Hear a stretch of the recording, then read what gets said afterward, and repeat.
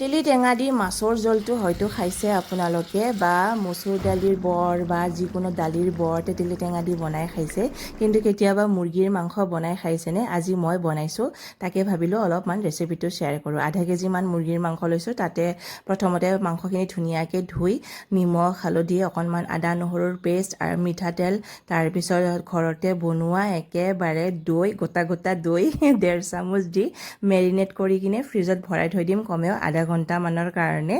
আৰু এই ৰেচিপিটো যে আচলতে সাউথ ইণ্ডিয়ানৰ ৰেচিপি দে মোক সাউথ ইণ্ডিয়ানৰ ভাবি এজনীয়ে শিকাইছিলে আজি বনালোঁ যেতুকে মই ভাবিলোঁ আপোনালোকৰ সৈতেও শ্বেয়াৰ কৰোঁ মোৰ মাংসখিনি মেৰিনেট কৰি ধুনীয়াকৈ এতিয়া ফ্ৰিজত ভৰাই থৈ দিম তাৰপিছত এয়া তেতেলী টেঙা মই অলৰেডি ভিজাই থৈয়ে দিছোঁ এতিয়া গুটিখিনি গুচাই ভালদৰে ইয়াৰে হেৰিখিনি ওলাই ল'ম পানীখিনি আৰু তাৰপিছত কেৰাহী এটা বহাই প্ৰথমতে অলপমান মিঠাতেল কেইটামান পাঁচফোৰণ কেইটামান নৰসিংহৰ পাত দি দিছোঁ আৰু তাৰপিছত একেবাৰে হেৰি চপাৰত চপ কৰি থৈ দিয়া পিঁয়াজ অলপমান দি দিছোঁ পিঁয়াজখিনি দিয়াৰ পিছত অলপ টাইম ভাজিম আৰু 2 মিনিটমান সময় ভাজি লোৱাৰ পিছত এতিয়া ইয়াতে বিলাহীও মই চপাৰত চপ কৰি থৈ দিছিলোঁ গতিকে বিলাহীখিনিও মই ইয়াতে দি দিলোঁ এতিয়া ইয়াতে আপোনাৰ নিমখ হালধি লাল মিৰ্চ পাউডাৰ অকণমান চিকেন মছলা পাউডাৰ এনেকৈ দি দিম নিমখ হালধিৰ পৰিমাণটো অলপমান কমাই দিছোঁ কাৰণ মেৰিনেট কৰাতে মই অলৰেডি দিয়ে থৈ দিছোঁ নহয় সেইকাৰণে মছলাখিনি কিন্তু পূৰা ধুনীয়াকৈ ভাজিব লাগিব অলপ টাইম লৰাৰ পিছত ঢাকন লগাই থৈ দিছোঁ আৰু যাতে মছলাখিনি ধুনীয়াকৈ সিজি যায় তাৰপিছত অলপ দেৰিৰ পিছত ইয়াতে ঘৰতে বনোৱা সেই গৰম মছলা 1 চামুচ দি দিছোঁ আৰু তাৰপিছত মছলাখিনি যেতিয়া ধুনীয়াকৈ ভাজি লৈছোঁ মেৰিনেট কৰি থৈ দিয়া মাংসখিনি ইয়াতে দি দিছোঁ এতিয়া মাংসখিনি পূৰা ভালকৈ ভাজিব লাগিব আৰু কমেও আধা ঘণ্টামান লৰাই কিনে ধুনীয়া কালাৰ উঠিব লাগিব ভাজিব লাগিব মুঠতে আৰু ইয়াতে আচলতে গোটা গৰম মছলা নিদিয়ে গতিকে মই সেইকাৰণে গোটা গৰম মছলা নাই দিয়া তাৰপিছত মাংসখিনি একেবাৰে ধুনীয়াকৈ ভাজি ল'লোঁ ভাজি লোৱাৰ পিছত এই তেতেলী টেঙাৰ পানীখিনি যে উলিয়াই থৈ দিছিলোঁ সেইখিনি এতিয়া ইয়াতে দি দিম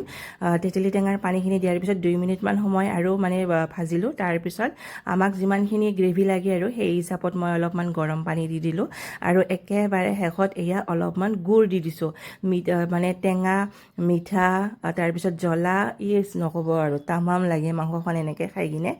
মই প্ৰথমবাৰ খাইছিলোঁ সেই সাউথ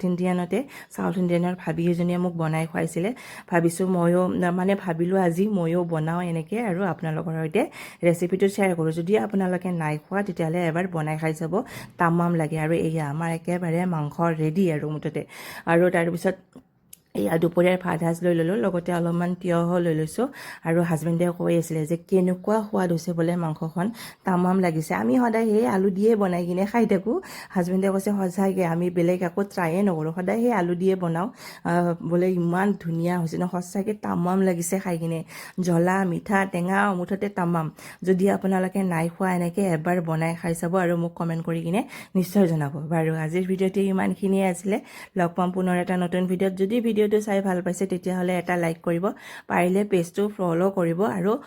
এনেকৈ বনাই খাব যাতে তেতেলী টেঙা এতিয়া গৰমত এনেকৈ বনাই খাই কিনে তামাম লাগিব আৰু একেবাৰে বাহিৰত থকাৰ মুঠতে এয়াই এটা সুবিধা যে বিভিন্ন জেগাৰ বিভিন্ন ঠাইৰ মানে এনেকৈ ৰেচিপিবোৰ ট্ৰাই